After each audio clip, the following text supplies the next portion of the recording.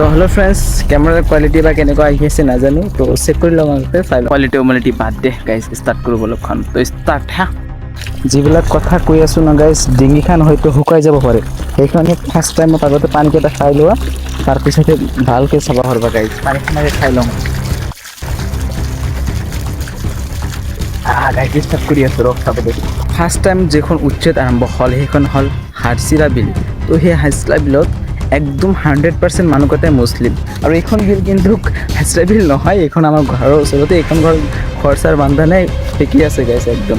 তো কিয় উচ্ছেদ কৰা হ'ল? 100% মানুহ মুছলিম।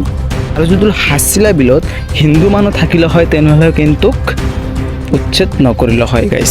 আকৌ উচ্ছেদ হ'ল গোৱালপাৰাতে কৃষ্ণাই, তাতেও মুছলিম।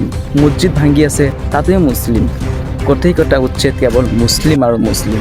ধুবুৰী উচ্ছেদ চলি আছে, তথাপি মুছলিম। হিমন্ত মামাই কৈছে যে চৰকাৰৰ মাটিত থকা ঘৰকেইটা গোটেই উচ্ছেদ কৰিম।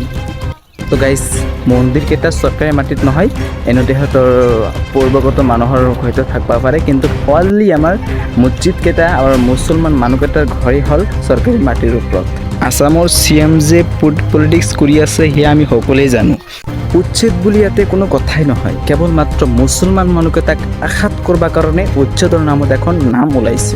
এনেকৈ ক'ব পাৰোঁ গাইছে, এটা কথা আমাৰ কি হয়, গোৱালপাৰা জিলাতে ধূপতলা বজাৰতে এনেকৈ একদম ঘটনা ঘটি আছে। কেনেকুৱা যে মানে কি ধৰা হ'ল, এইখিনি চৰকাৰী মাটি, এইখনো চৰকাৰী মাটি, এইখন আছে হিন্দু ধৰ্মৰ মানুহকেইটাৰ ঘৰ আৰু ইয়াতে আছে মুছলমান মানুহকেইটাৰ ঘৰ। ইয়াতে নটিচ দিয়া হৈছে, ইয়াতে দিয়া হোৱা নাই। কি হ'ব গাইজ? তেনেহ'লে আপোনালোকে এই কথাবিলাক ভাবি চোৱা এবাৰ ভালকৈ, যে যিগিলা মানুহে মোৰ ফ্ৰেণ্ডছকেইটা, যিগিলা মোৰ অডিয়েঞ্চ আছে হিন্দু মানুহকেইটা, প্লিজ ভিডিঅ'খন স্কিপ নকৰিব। ভালকৈ আপোনালোকৰ মৰমৰ হিমন্ত মামাৰ বিষয়ে দুই এষাৰ কথা শুনি যাওক। এইখন যদি হয় সেই হিন্দু ধৰ্মৰ মানুহকেইটাৰ ঘৰ, সিহঁতক যদি নটিচ দিয়া হোৱা নাই, তেনেহ'লে এই মুছলমান মানুহকেইটাই কি ইমান দোষ কৰিলে যে ইয়াক নটিচ দিয়া হ'ল গাইজ? এইটোৱে কথা লাগিছে আমাৰ। আজিকালি অসমত কেৱল উচ্ছেদ আৰু উচ্ছেদ আৰু উচ্ছেদ আৰু উচ্ছেদ। কেৱল উচ্ছেদৰ নামত যিগিলা যে একদম মুছলিম, হিন্দু আৰু মুছলমান নামত যিগিলা ভেদাভেদ চলি আছে, এক নম্বৰ কথা হ'ল উচ্ছেদ। সেই উচ্ছেদক লৈকে হিমন্ত মামাই কি কৰি আছে? কেৱল মুছলমান মানুহকেইটাক শেষ কৰিবলৈ চেষ্টা কৰি আছে। অসমৰ পৰা মুছলমান মানুহকেইটাক শেষ কৰিবলৈ চেষ্টা কৰি আছে আৰু কৈ আছে যে আমি নাকি বাংলাদেশী। আমি বাংলাদেশী কেনেকৈ হ'লোঁ গাইজ?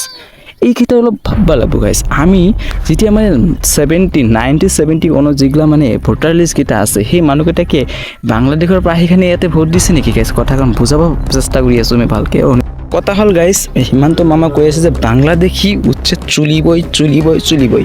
তো বাংলাদেশী উচ্ছেদ চলিব ভাল কথাই, কিন্তু আমাক কিয় উচ্ছেদ কৰি আছে সেইটোৱে আমি কৈ আছোঁ গাইজ। আমিতো বাংলাদেশী নহয় ন, আমাৰ লগত 1971 ভোটাৰ লিষ্টকেইটা আছে। আমি সেই সময়ৰ পৰা ইয়াতে আছোঁ। আমাৰ দেউতাকৰ দেউতা, তামাকৰ দেউতা ইয়াতে জন্মগ্ৰহণ কৰিছে অসমত।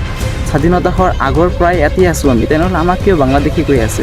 তো 71 যিগিলা ভোটাৰ লিষ্ট আছে, সেই সময়ত কি বাংলাদেশৰ পৰা সেইখানে অসমত ভোট দিছে নেকি? এই কথা অলপ ভাবিবচোন গাইজ আপোনালোকে। কিয় ইমান উচ্ছেদ চলি আছে, মুছলমানৰ নামত ভেদাভেদ চলি আছে? এই আছে নিৰ্বাচন, এইবাৰ চাম নহয় কেনেকৈ জিতবা হয় এই BJP। আৰু এইবাৰ যে মানুহকেইটা চাই চিন্তে BJPক ভোট দিব, সেই মানুহকেইটাক মই কৈ আছোঁ, কি কৰবা? মোক কোনো পাৰ্টিক লৈ কোৱা নাই BJPক ভোট দিয়ক বা কংগ্ৰেছক ভোট দিয়ক, এনেকুৱা এজনক ভোট দিয়ক। নতুন লাগে আমাক, কংগ্ৰেছক মই চাইছোঁ, আমি BJPকো চাইছোঁ, এনেকুৱা কিছু ভোট দিয়ক যাতে নতুন আহে, সেয়াক চাম আমি। দিন ৰাতি কষ্ট কৰি এখন ঘৰ বান্ধা হয়, আৰু সেই ঘৰখন যেতিয়া ভাঙি দিয়া হয়, নিজৰ সপোনবোৰে, নিজৰ আশাবোৰ, নিজৰ মনৰ যিগিলা তৃপ্তি থাকে একদম ভাঙি যায়।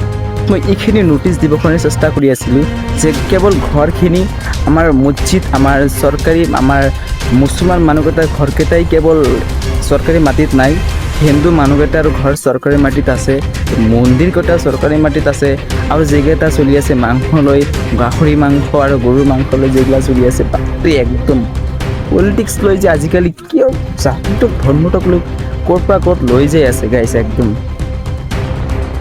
মামা কি কৰি আছে এইগিলা? ওপৰত এজন আছে মামা, প্লিজ ওপৰত এজন আছে, ইয়াৰ কথা ভাবব এবাৰ।